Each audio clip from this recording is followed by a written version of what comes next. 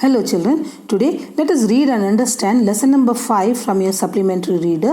The name of the lesson is Jan's Quest. Jan is the name of a boy and quest means search for something. किसी चीज को ढूंढना, खोजना. And the writer is Ernest Thompson Seton. He was born in England and lived for many years in the USA and Canada.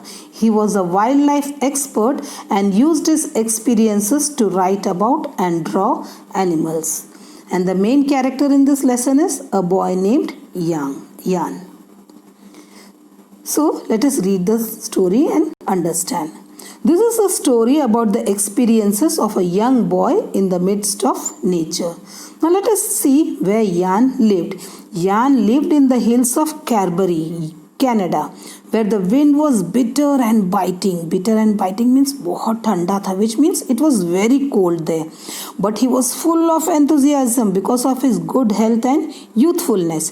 He found happiness in his daily walks and he enjoyed the glorious sunset and his long and tiring walk through the darkening woods as the yellow moon came up. Now Jan knew about these hills quite well. अच्छे से पहचानता था पहाड़ के बारे में, हर चीज जानता था. As he spent many frosty day and night in them. Frosty means बहुत ठंडा. He learned how to follow the lightest trail of deer. Trail means निशान. He learned about mink. Mink means a small animal with thick brown fur. The squirrel, the partridge, the fox, the ponds, the woods, the hills, and 100 secrets of the trail, but except the deer. One day he came close to them, that means close to the deer, but that day was not meant for hunting. It was a very hot day. Jan was wandering among the groves and glades and he felt thirsty.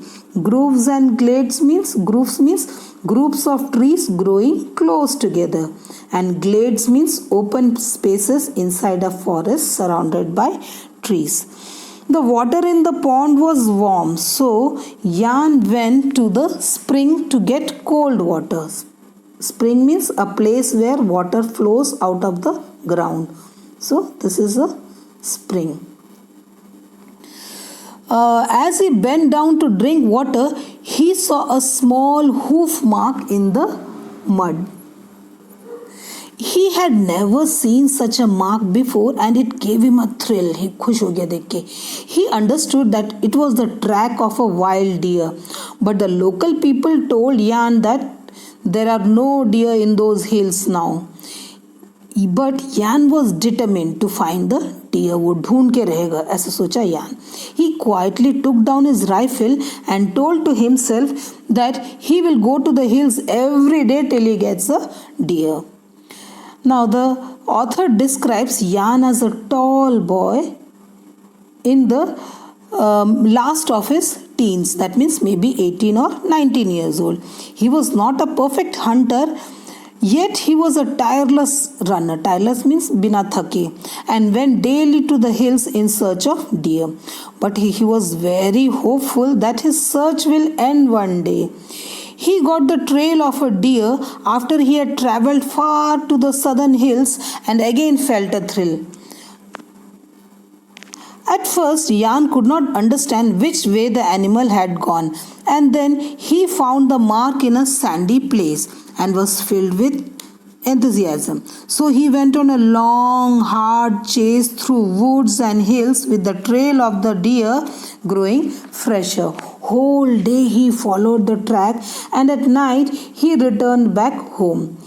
He was 7 miles away from home, and he returned back to his home in an hour.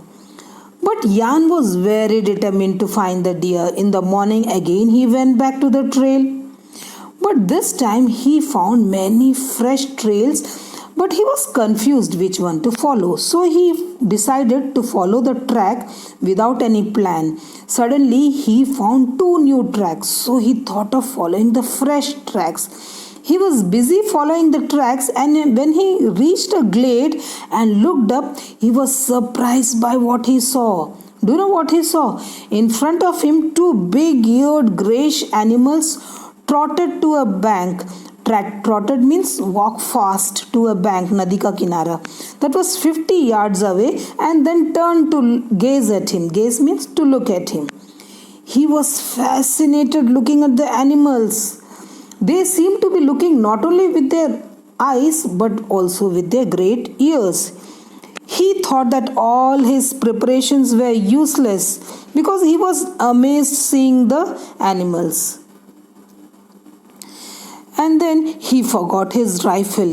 They gazed softly and moved like wingless birds, and when they jumped and ran, Jan felt as if they were flying. Jan stood gazing at them and he did not feel like shooting, and the animals left the place. After they left, Jan went to the place where they were standing. He was surprised at seeing hoof marks with a gap of 18 to 30 feet.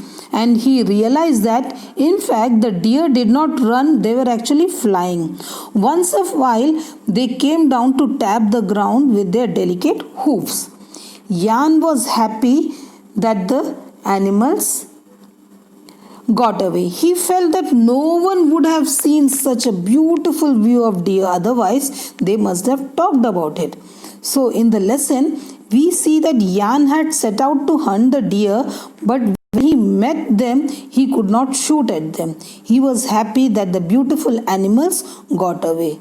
So, but however, not all hunters have a change of heart, and not all animals can get away. So, this is the summary of the lesson.